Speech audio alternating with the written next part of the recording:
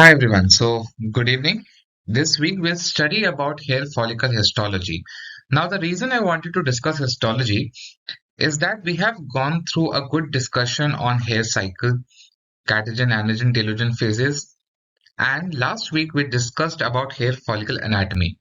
So I thought it will be a better idea to understand hair follicle histology now with the background of hair cycle, the changes that happens with each and every phase, and the anatomy of the pilosebaceous unit. So after we have understood the anatomy and the cyclical changes that occurs in a hair follicle, it will be easier for us to grasp how it looks under a biopsy. Now there are multiple hair disorders that we usually get biopsied, or in other words, we would like to see what is happening underneath the skin. So it is a very frequent investigation. We used to, in fact, during residency, we used to get a lot of scalp lesions that we used to biopsy left, right, and center. And it is an important part of your residency, or in fact, a very important part even after residency as a dermatologist, and that you should know how to interpret a scalp biopsy or any hairy disorder. So to understand a proper interpretation of histopathology of any disease, we need to know the histology of the hair follicle or how to interpret normal findings when we see a biopsy from a scalp. Now, most of the time when we see a hair follicle, it's in a vertical section. So in this lecture, I've also discussed a bit about the horizontal sectioning of scalp biopsies so that we can look at the horizontal sections and see the architecture and the distribution of hair follicles when we go through these sections. So, in order to understand the pathologies which are happening around the follicles, we need to understand how it looks in a skin biopsy, so that in the future, when we are looking at different scalp biopsies, or in fact any other area in which we need to examine the follicle, we can understand the findings of the follicles, and then we can also see the pathology of the follicle. So, to build a good knowledge base regarding follicular disorders, we need to know how a normal follicle looks under a microscope. Clear? So with that, we'll start our discussion this week on hair follicle histology. Let's move forward. Now, every hair follicle in the body is either in anagen phase, catagen phase, or telogen phase. Okay. So hair is always in one out of three phases. Anagen lasts about 2 to 7 years, and 85 to 100% of the hair follicles are in anagen. Catagen lasts for about 2 to 3 weeks, and around 1%, 0 to 1% hair follicles are in catagen phase. And catagen is a transitory phase from anagen to telogen. In the telogen phase, the hair follicle rests and prepares itself for the next anagen cycle. So telogen lasts about 13 to 14 weeks, and about 0 to 15% of the hair follicle are in telogen phase. We'll discuss an entity known as telogen count. The telogen count is the percentage of telogen terminal hair. That means total number of telogen divided by the total hair into 100. So this is telogen count. Now telogen count can be done in trichogram or in horizontal biopsy sections also. Average count is about 6 to 13%. And if it is more than 20%, it is considered to be abnormal. So telogen count becomes a very important parameter when you're looking at biopsies of, let's say, alopecia areata, or you have to differentiate between a normal telogen count or normal, you could say, distribution of hair follicles, and when you're looking at the pathology which leads to more of telogen follicles. So when the telogen count is increased, what we are saying is that the number of telogen hair in the biopsy specimen has increased.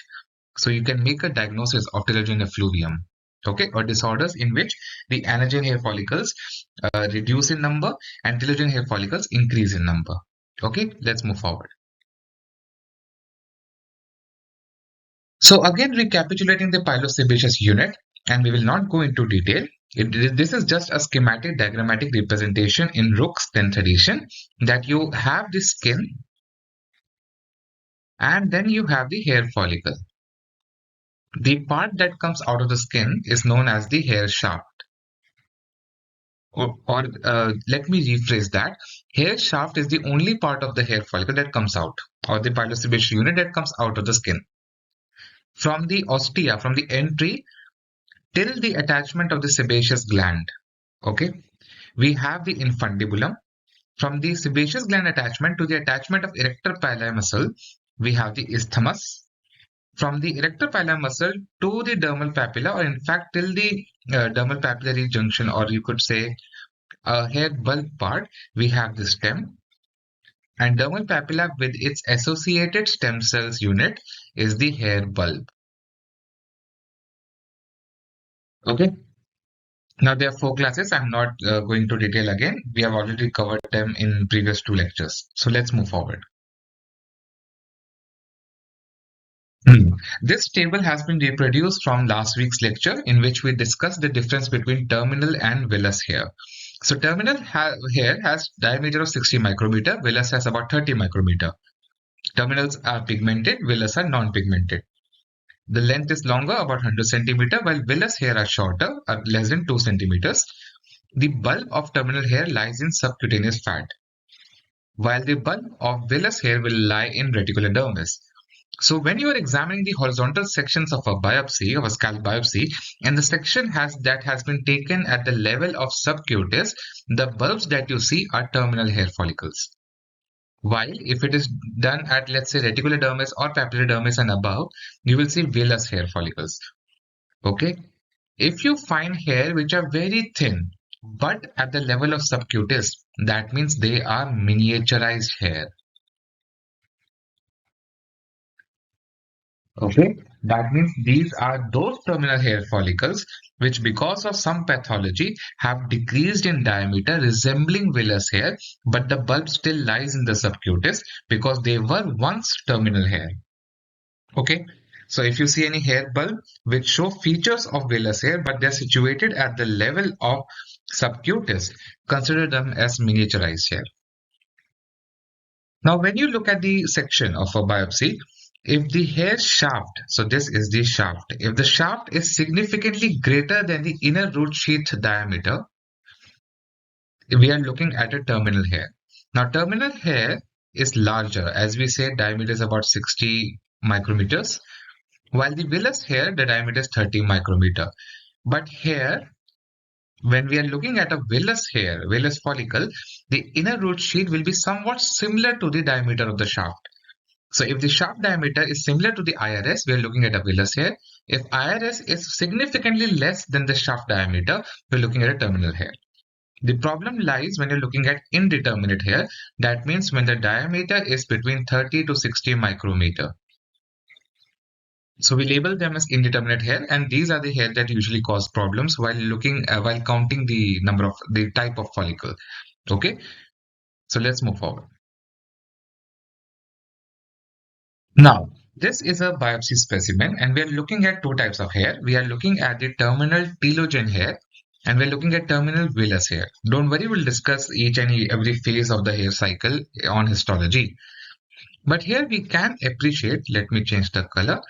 So we can appreciate that the hair shaft is very unruly or very wavy. It's not circular that you usually see in terminal anagen hair. Okay, so it is ruly, and let's remove this. And we can also see that this part is pinkish. It's pinkish, while the centermost part is light pink or nearly white. Why? Because cornification is happening. Cornification means it is getting keratinized. So it is getting keratinized. And keratinization in hair shaft happens from outside to inside. So the outermost portion becomes keratinized first, and then gradually the entire center of the shaft keratinizes. At the end of telogen, the entire shaft has significantly keratinized and it is ready to be exited from the body. Okay, so for more discussion about telogen, hair follicles and hair follicle cycle, look at the previous two lectures, hair follicle anatomy and the hair cycle. Okay, but also look at that these are the bulb of telogen hair and vellus hair, and they're at the similar magnification.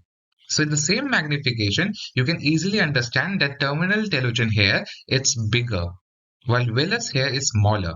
So the diameter would be roughly 30 micrometer in the case of vellus hair, while in the telogen one, it will be roughly 60 micrometer. So you can easily appreciate the difference. Clear? Let's move forward. So now we will discuss each type of hair follicle under microscope. We'll start with the anagen hair histology and we'll discuss how an anagen hair looks under a microscope. So let's move forward. This is a vertical section. So it's a terminal anagen hair and it's a vertical section, the normal skin biopsy that we usually see. We are just going to recapitulate the layers or the parts of the hair follicle. So in the center, this part is the dermal papillae. Now, dermal papillae is actually, let's see if this is the hair bulb. So this part is the dermal papillae. So if we have a section, okay, if we have a section and this entire section is not cut, only a part of it comes, that is why you're looking at only a circle. You're not looking at the connections underneath because that is visible in another section, subsequent step cuts. Okay, let's move. Now we have the dermal papillae, and surrounding it is a layer of matricial cells or the matrix cells in which are responsible for producing a new hair shaft as the hair shaft grows distally. Clear? Now we can also observe the outer root sheath and the inner root sheath. So this is the inner root sheath. You can see a cellular layer which is darker, more basophilic, and it is closely attached to the hair shaft. So this darker purple, very thin layer is the inner root sheath. While this thicker, let me change the color. This thicker is the outer root sheath. Clear? And you can easily see that the part which is closer to the hair shaft is more purple. Why? Because it is now keratinized. So outer root sheath keratinizes till it reaches this the cells of outer root sheath keratinizes till it reaches the hair shaft. Okay, and the process of keratinization in ORS outer root sheath is known as trichilemmal keratinization. Remember that trichilemma is another word for outer root sheath. Okay, at the level of isthmus, the inner root sheath separates gradually from the outer root sheath, and the shaft can go freely from the outer root sheath. It is not attached. From the suprabulbar area, this is the below this is the bulb, and out above is the suprabulbar region. Above the suprabulb, all layers are separate. So we can observe that from this level onwards, the layers have separated out. So we have separate iris, ORS, and hair shaft. In the bulbar region, you have the basophilic germinative layer of matrix cell. You can appreciate that these area below this inverted V shape is more blue. It's bluer. Okay, so it's more basophilic, and it comprises of the mesenchymal dermal tissue and the dermal papillae. Clear? So this is the histology in vertical section of a hair follicle. Let's move forward. So now we have moved a bit upwards. 2 or 3 slides back, we looked at the vertical section at the level of bulb. Now we have moved upwards and we are looking at the isthmus and the surrounding tissue. So we have the outer root sheath, this kind of wavy structure. We have the thick inner root sheath made up of multiple cell layer and the surrounding pinkish connective tissue. After the level of isthmus, so this dotted line is the level of the starting of the isthmus, and this dotted line number 2 is the end of isthmus. Dotted line number 1 is the start of isthmus. Between 1 and 2, you have the isthmus. And we have said that isthmus is from the opening of the sebaceous gland and the attachment of erector pili. The portion of hair follicle in between these two markers is known as isthmus. Clear? So at the level of isthmus, the inner root sheath separates from the outer root sheath, and the hair follicle can grow independently without any attachment to ORS. Clear? At the level of isthmus, the type of keratinization also changes. It changes from the trichilemmal keratinization below to the epidermal keratinization above. Clear? At the level of isthmus, the hair follicle, since it is free now, it is not attached, you will see an empty space in between. So normally, it is not visible in this section, but normally you will also see a hair shaft in between this area. And this empty space is known as hair canal. And the hair shaft grows outwards in this canal. Okay. We can see the sebaceous gland here. This is the sebaceous gland, and you can see this whitish, pale white cells, and these are sebocytes. Why they are pale white? Because the maximum or the majority of the chemical which is inside them is lipid, and during processing, the lipid gets washed away, leaving behind blank spaces. So that's why this kind of whitish structure that you see is sebaceous gland. Now look at this structure. This structure. This is a longitudinal structure, and if I have to just make a schematic diagram here, you will see that it is composed of multiple longitudinally arranged fibers. Okay, and in between you will see some nucleus. Now these are myocytes or muscle cells, and this structure is the erector pili muscle. So erector pili attaches itself obliquely to the hair follicle. So this structure is very important to identify, especially when you're looking at biopsies from Hansen's disease, because this kind of peri-adnexal inflammation is a very important marker. Okay, so we need to know how to identify normal erector pili muscle. Let's move forward. Now, we now have moved upwards and we have reached the level of isthmus. So this dotted line number 2 is the beginning of isthmus. Okay, let me change the color. So below dotted line number 2, you have trichilemmal keratinization. Darker, you can easily you can see the difference of keratinization. Below it is darker, it is more of thicker cells, while as you move upwards you can see that there is development of another layer which is more darker purple. Why? Because above the level of isthmus you are having epidermal keratinization, and in epidermal keratinization you have a formation of granular layer, and this is the granular layer that we see in normal skin keratinization. Okay, let me mark it again. Can you see this kind of darker purple layer here? This is because this is the granular layer, and this is what marks the start of epidermal keratinization and the stop of trichilemmal keratinization. Below that you can easily see that this kind of darker layer is not visible. Why? Because it is trichilemmal keratinization. Clear? Okay, so at the level of, or just before the isthmus is over, you have the desquamating inner root sheath. Desquamating means getting separated. So it is desquamating. And this happens because of proteolytic enzymes. The ORS undergoes trichilemmal below and epidermal above. Keratinization. Clear? Let's move forward.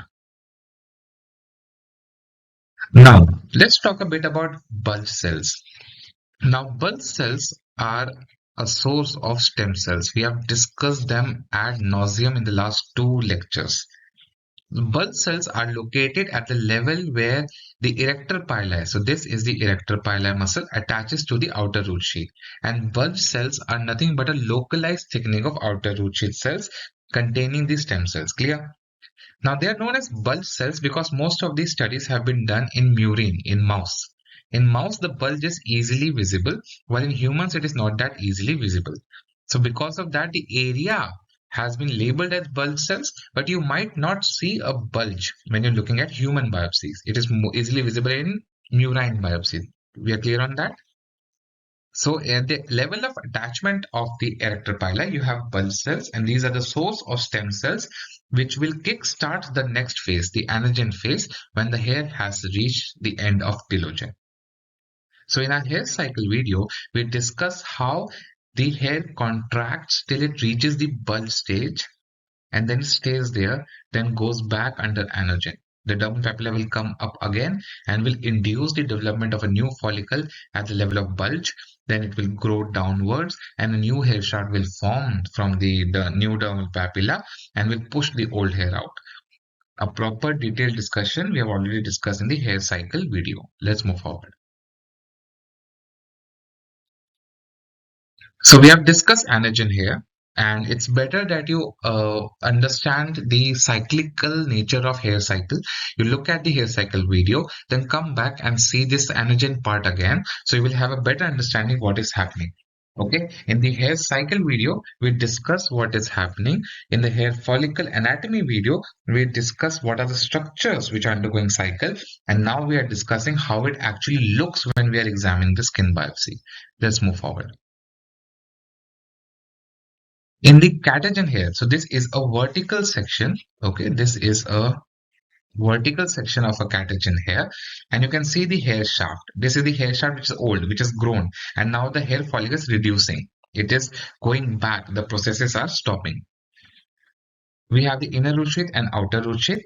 We have a disintegrating epithelial column. The epithelial column is disintegrating. It's getting broken down.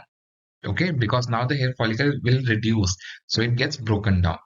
You have the collapsing perifollicular sheath. So remember, in the catagen here, you have a sheath which has collapsed. Again, we have discussed this a lot in the last two videos. So this perifollicular sheath collapses as the hair grows up, and this sheath will eventually form a fibrous stela or fibrous streamer. Okay, stela. So we can imagine that as the hair grows upwards, the follicle sheath surrounding it collapses into a single strand, forming fibrous stela. Okay, and now this is the hair shaft which will eventually get dislodged when a newer hair will be growing. Let's move forward. Now this is the sectioning. This is the horizontal section at the level of bulb. Okay, at the level of bulb. And since it is at the level of bulb, you can see the dermal papillae. This is the dermal papillae. Okay. Now in catagen phase, the dermal papillae is paler. It has a thin epithelial rim, which is the residual hair matrix cells. Okay, around the hair papilla. So now the hair papilla will undergo disintegration as the hair moves from catagen to telogen.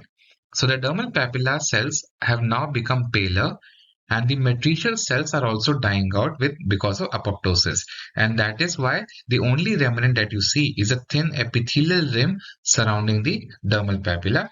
The other thicker ring is nothing but outer root sheath cells. Okay, outer root sheath. In fact, in the outer root sheath, you can see these many empty spaces. And these empty spaces are nothing but cells which are undergoing apoptosis. Why? Because the follicle is disintegrating. So at the level of bulb in horizontal section, you will see a pale dermal papilla, thin epithelial rim, and multiple empty spaces in outer root sheath cell, suggestive of apoptotic ORS cells. Why? Because the follicle is disintegrating. Clear? Let's move forward. So this again is a suprabulbous section of a terminal catagen hair. You will see apoptotic cells. These are cells undergoing apoptosis. You will see a club hair shaft. Now, how to recognize club hair shaft? We have discussed terminal hair a few slides back. Now look at this shaft. The boundary is not at all circular. It is more wavy, jagged, saw-toothed. Clear? We also have keratinization which is happening in the hair shaft now from outside to inside. And now it is becoming a club hair shaft. Okay, so as the follicle or as the hair shaft goes from anagen to catagen, it will become keratinized from outside to inside. Clear? You can also see pigmentary, some kind of pigmentary deposits. These are pigmentary deposits, could be an artifact or could be pigmentation left from dying out cortical cells. Okay, let's move forward. So let's discuss telogen hair histology. So we have discussed how an anagen hair looks in vertical and horizontal sections. We'll discuss how telogen hair looks in vertical horizontal hair sections. So in this slide, we are looking at a vertical section and we are looking at the lower portion of the telogen hair. Okay. So now look at this structure here. This is nothing but a collapsing dermal papilla. This kind of, dark blue section. We can see that the cells have condensed together. It is now a bit of a mass of cells. Okay. These are all dermal cells which have collapsed together. Clear? We can also see that the outer root sheath is also now collapsing. It is contracting as the hair follicle is going up. Okay, now outer root sheath cell is contracting. Clear? Let's remove this. Now this is secondary hair germ base. That means you have the hair follicle which is now going to keratinize from outside to inside. You can see that this is more dark, it is darker pink, while the center is light pink. So these are darker pink, while the center is light pink. Why? Because it is now keratinizing from outside to inside, and at the end of telogen phase, the hair shaft will be completely keratinized. Clear? So at the level of a vertical section, okay, so this is a vertical section. Vertical section at the level of hair bulb will only show you this loss of attachment of growing hair shaft from dermal papilla. You will see a collapsed dermal papilla. You will see a collapsed ORS, and you will see the hair shaft growing above. Okay, let's move forward. Now, we are looking at the same diagram. This is the same diagram from last slide. And we are looking at three different sections.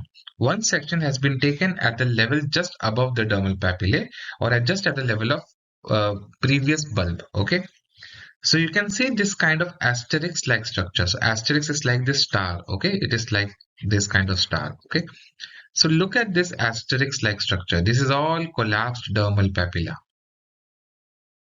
Clear? The ORS, okay, at the level, and you can see the thickened fibrous sheath around it. So as the hair moves from catagen to telogen, the surrounding fibrous structure becomes thicker. It has started to thicken in catagen phase. It is now becoming thicker. The outer root sheath is also now irregular. So we have just taken it from just below the hair follicle base. Okay. And we can see that the ORS contour, the ORS boundary is now very wavy and irregular.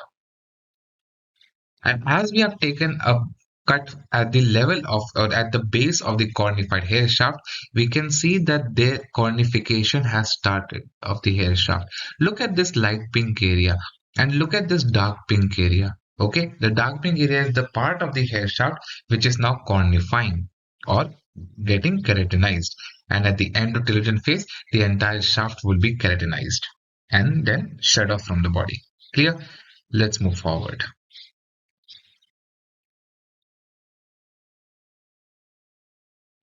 Okay, so now we have taken again at the base of the hair shaft.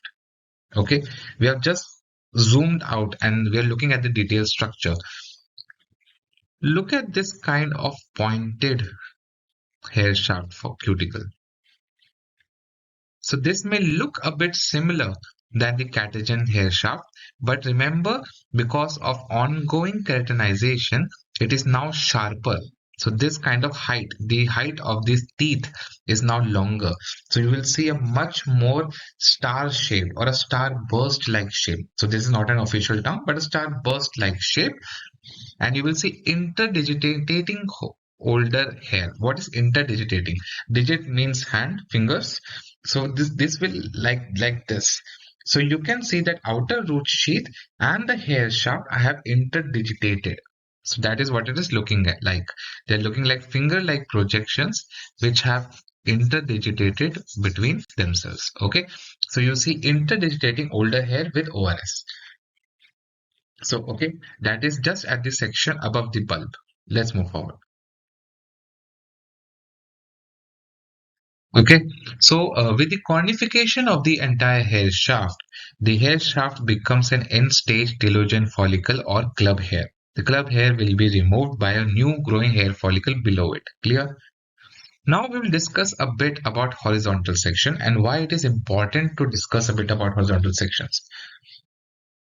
In majority of cases, we will always get vertical sections.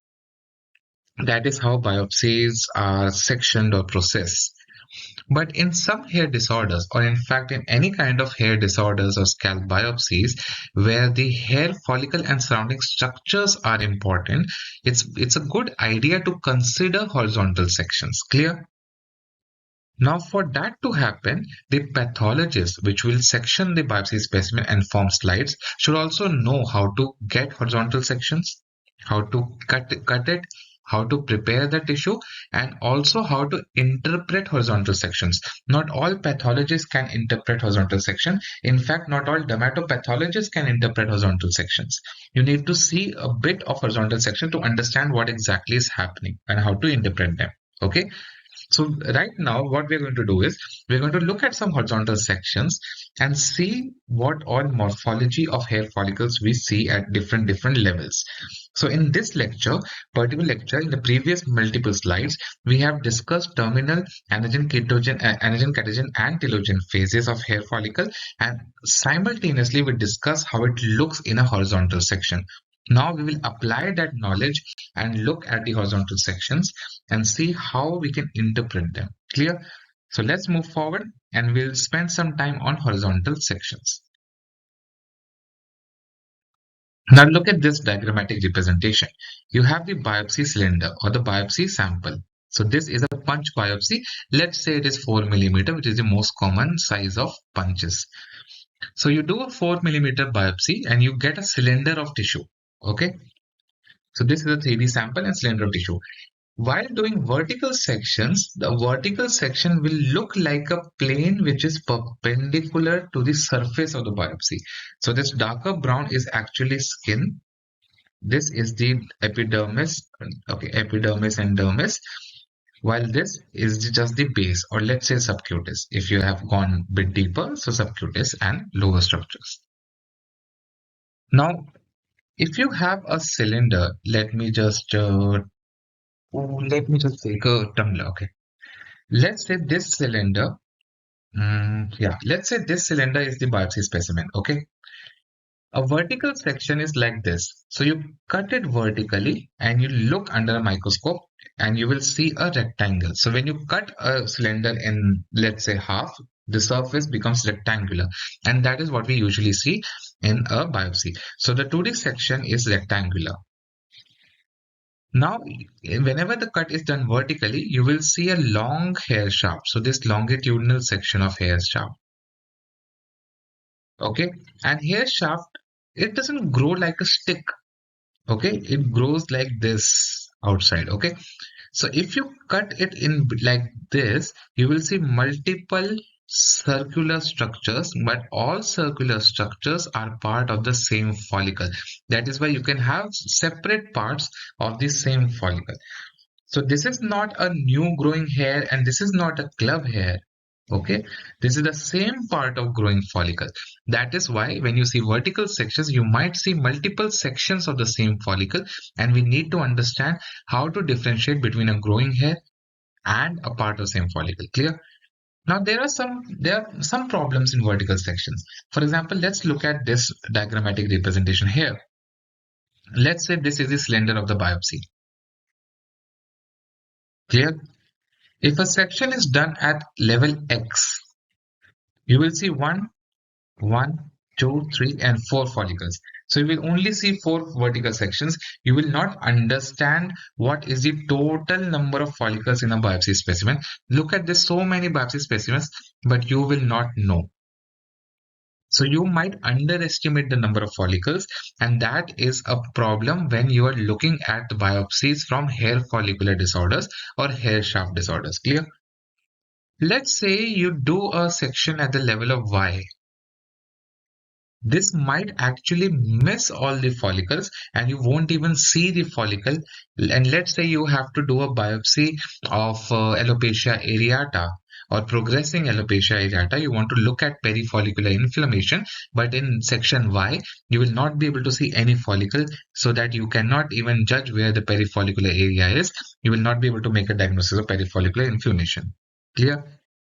So that is the problem with vertical sections. It does not represent properly hair follicle disorders.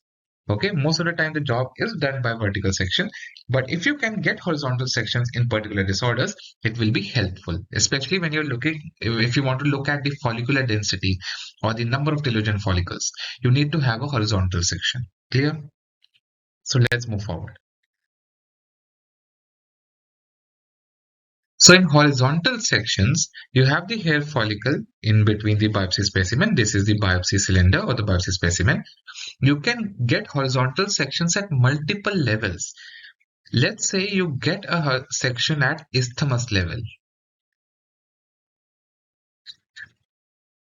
So all the hair follicles which are growing, let's say one hair follicle is growing, another hair follicle is growing, another hair follicle is growing. If you do a vertical section at this, you will see only one hair follicle. But if you do a horizontal section, you can count the number of follicles in a sample. So when you cut horizontally, what you will get is a circle. So previously in vertical section, you used to get a rectangle. In horizontal section, you're getting a circle. So you examine the circle and look at the follicular units or hair follicles. If this sectioning is done at the level of isthmus, you will see transversely cut hair follicle. You will also see sebaceous gland. And if you go a bit deeper, you might also see erector pili muscle. If you go sectioning is done a bit deeper. If you do it at a level of, let's say, subcutis, and you have normal terminal anagen here, you will see dermal papilla in the center. Why? Because bulb is at the level of subcutis. If you cut it transversely, you will see at the center dermal papillae. Clear? So that is why, depending on the level at which you have sectioned the biopsy specimen, you will see different morphology, but they are part of the same follicle. It just depends at what level you have sectioned. That is why the pathologist should also know how to get proper horizontal sections. Okay. So let's say you want to look at the hair bulb only, and you have to examine all the hair bulb in a specimen. So get a horizontal section or request a horizontal section at the level of subcutis so that you can look at the bulbs. But if you want to look at, let's say, hair, sebaceous gland or sebaceous duct or outer root sheath properly, you get a section done at the level of isthmus. Okay, or at the level of sebaceous glands. So you can easily examine each and every follicular unit, every sebaceous gland in a biopsy specimen if you get a transverse cut at the level of isthmus. Okay, let's move forward. So these are biopsy specimens horizontally cut now. The sectioning has been done at the level of subcutis. You can see a lot of adipocytes here, fat cells. And these adipocytes are nothing but part of the subcutis.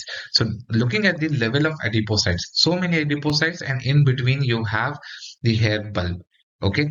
So when you're looking at the hair bulb and you have so much fat around it, the sectioning is done at the subcutis level. Clear? And you can see all the follicles which are there in the sample. None of the follicles are missed. You can examine each and every follicle, and you can look at, count how many of them are in telogen, how many of the follicles are in anagen, and you can have a good idea of the distribution of different phases of hair cycle. Okay. After you have counted the number of hair in different phases of the cycle, you can get a telogen count. And that is why we're looking at the number of hair cycles which are happening in one biopsy specimen. Clear? Now look at how thick they are, how big they are, how large they are. Compare them to the vellus hair, which is smaller, okay, thinner. Look at this vellus hair. So now can you imagine that if the diameter of a terminal anagen hair is about 60 micrometers or above, and for vellus hair it is 30 micrometers or below, vellus hair is roughly the size, roughly one third to one fourth the size of a normal terminal follicle. So if you see multiple follicles in a horizontal section and you need to find out which one of them is terminal hair and which one of them is vellus hair will be about one fourth to one third of the size of terminal hair or even smaller. Clear? Let's move forward. Now we'll talk a bit about follicular units. Remember, follicular units is nothing but collection of follicles surrounded by a common perifollicular structure. And to look at the follicular unit, get a horizontal section done. And you can see that here you have multiple hair follicles close together. Look at this, so many hair follicles which are close together. And they are surrounded by a somewhat of a common collected adnexa, collected sebaceous gland. And in between the follicular unit, what you're looking at is dermis, the fibrous pinkish dermis. So here you can easily see that in this particular picture, you have 1, 2, 3, 4, 5, 6 follicular units in this picture only. So we have to look at the follicular unit so that you can easily understand if the density per follicular unit has decreased. So you need to have a horizontal section to look at the follicular units, and the sectioning has been done at the level of upper isthmus or lower infundibulum. Why? Because you can see a lot of sebaceous glands. So now you understand, depending on the level of horizontal section, different structures are seen. Clear? So at the level of isthmus or lower infundibulum, we are looking at sebaceous glands. Let's move forward. So this is known as follicular units at the level of isthmus. This I have taken from this article. I will mention this article. It's a very good article in the description. If you have time, go through it and you will learn a bit about, not a bit, substantially about the horizontal section. So you can see the larger terminal here, and you can see the follicular units. This is of one follicular unit, another follicular unit, another follicular unit. So multiple follicular units, and this elliptical pigmented area is nothing but hair shaft. Clear? Let's move forward. Now, how to count the follicles on a horizontal section? The terminal anagen, which is normal hair, the bulb lies in deep dermis in Caucasians, so you need to have a deeper biopsy. About 25 to 30 anagen hair follicle are seen in a 4 millimeter biopsy on horizontal sectioning. If you have superficial cuts, you will see more of vellus hair. Remember, the bulb of vellus hair lies in reticular or papillary dermis above. So if you take a cut from below, you will not see vellus hair. So if you need to see vellus hair, then you need to have a cut at the isthmus level. So roughly 6% are in telogen phase, and telogen count is telogen plus catagen divided by total follicles. Now in the start of this video, I told you that telogen count is telogen by total follicles. But now I'm saying telogen plus catagen by total follicles. Why? Because catagen follicles will eventually go into telogen. That is okay. That is a common knowledge that catagen will be succeeded by telogen phase. So if you see a follicle in catagen phase, you count it as telogen only, because catagen will not go back into anagen, it will go into telogen. So telogen plus catagen divided by the total number of follicles. In per millimeter square, you have one follicular unit. Okay, so 4 millimeter biopsy will be 4 millimeter into 4 millimeter into 3.14. This is nothing but pi r square. Okay, and this roughly comes out to be, I don't know, something about 12 point something. And every millimeter square has one follicular unit. So every horizontal section biopsy will have roughly 12 to 13 follicular units. Clear? In each follicular unit, you will have 2 to 5 terminal anagen here. We're talking about normal skin biopsy.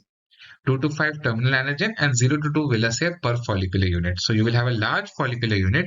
You will have 2 terminal and 1 small vellus, more or less, or maybe 3 terminal and 1 small vellus. Okay. The vellus hair, the terminal to vellus hair ratio, the T is to V ratio in one follicular unit is always greater than 2 is to 1. We are talking about one follicular unit. Okay. If the ratio is same or vellus more than terminal, we are looking at miniaturized hair or more of vellus hair. We are not looking at terminal hair. The terminal hair is not in the biopsy. Some pathology is going on. In African American, the follicles are thicker, they are less in number, and they're elliptical. We have discussed them before. Let's move forward. Now, there are certain advantages of horizontal sections. Multiple follicles can be seen. We have told you that in the horizontal section, you can see multiple hair follicles, so nearly all the follicles can be examined. Counting can be done properly because you can see all the follicles. The sampling error is less. So no matter how the follicles are placed, a horizontal section will get all follicles. Disadvantage will be that epidermis is not seen, so you cannot comment upon the epidermal changes. And multiple levels are needed. Why? Because at isthmus section you will see something else, at suprabulbar section you will see something else, at bulbar section or subcutaneous section you will see something else. You might miss some findings if the sectioning is not properly done. Plus, it needs to have proper dermatopathologist who knows how to cut and how to interpret this horizontal section. Let's move forward. So these are reading recommendations. I would recommend this article. It's a very good article. If you can find, just go through it. Okay. And that is all. I hope you have liked this histology of hair follicle. It's a very interesting topic. And if you know about the anatomy and hair cycle, this video becomes a lot easier. So again, I'll just put a shameless plug about my Ruby membership. The Ruby membership will be ongoing, but from now onwards, we will have multiple levels of membership, not multiple, just one more. So if you become a member of the channel, you will have access to longer, detailed videos, exclusive videos, and these videos will have more information, detailed explanation, extra informations that you might want to know for a proper understanding of the process. Okay, and that is available to the Ruby members. But from this year onwards, from January onwards, we'll be launching another level, which is the Sapphire level. So Sapphire level is the next stage of membership. It's a level above Ruby membership. Okay. In Sapphire level, you will have same day or earlier access to videos. The videos will be longer. They will be members only videos. They will be substantially much more content as compared to what the public videos are. You will have priority reply, more priority than the Ruby members, priority for suggestions, and exclusive posts to decide newer topics. Okay. So the videos which are uploaded for members only will be available for Sapphire and Ruby both. After about 3 months, the videos for Ruby membership would come at, let's say, a month later. So if I upload a video for members only, the Sapphire members will get it on the same instance. The Ruby members will get 1 month afterwards, and the normal public would get a shortened, truncated video. Okay, so I would suggest you to become a Sapphire member if you want to have same day or earlier access and more priority as compared to Ruby membership. But for the next 3 months, you will have the same perks as Ruby membership. But after 3 months, the separation will start, the segregation will start. And as inner root sheet separates from outer root sheet, we will have two different levels of membership. Clear? Do let us know, and it's a suggestion that you should opt for the Sapphire membership if you're a new member to the video. Let's move forward. So with that, I'll finish the lecture. It has already crossed 1 hour, so I will not take much time.